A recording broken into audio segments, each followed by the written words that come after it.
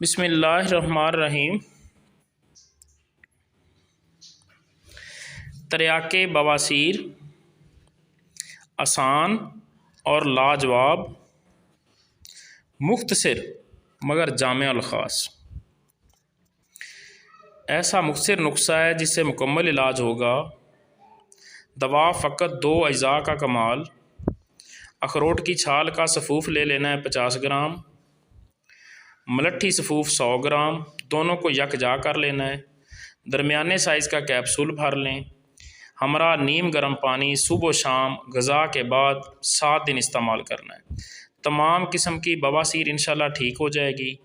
مرد اور خواتین دونوں ہر عمر اور ہر موسم میں اس کو استعمال کر سکتے ہیں، دونوں کے لیے مفید ہے۔ چینل کو سبسکرائب اور کر دیں دوا سے پہلے بیل آئیکن کو یعنی دبا کہ دیں جلاب لینا اور ہے ویڈیو لائک کر اور دیں دعا کے بعد تاکہ پرہیز ہماری ہی ہر ویڈیو آپ تک پہنچ سکے۔